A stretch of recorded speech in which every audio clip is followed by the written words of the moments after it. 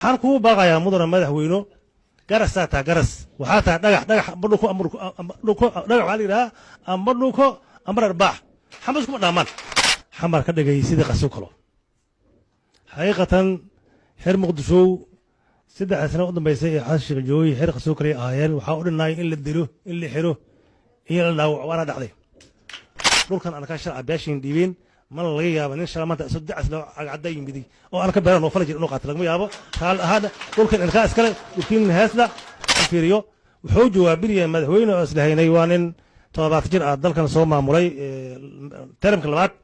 inuu dastuurkii dalka u degsanay ee dadkan oo diriray ee kala irdoobay la isku hayay ku mergaarka ay federaalka ay ee laga roonay inuu yiraaho xaga ku tuuray anaa mid suubsahay halow suubsaday ma hanu dhigtay kuma sinaanay wuxuu suubsaday waxa la yiraaho shuruuc doorashada intuu dhigtay wuxuu suubsaday gudiga doorashada intuu dhigtay wuxuu soo qatay kumbiyuutaro oo marka xuseen loo coday xas soo baxayaan dhulka siyad bilood ayuu mooga doonaa gacantiin ayuu ku soo laaban doonaa isku xirnaada waxaana nii sheegaya doqnimada iska dhaaf xabandi iska dhaafo waxaa samaysaan soo qaadha waxa banaanbaxa dhulku jooji karaa wuxuu doonayaa dalkan inuu ku qabsado afgembi aan dhiig ku daadan xasan sheekh wadaan maqlayso adiga afarta kuru jirto cagaaran dalkan kuma qabsan kartaan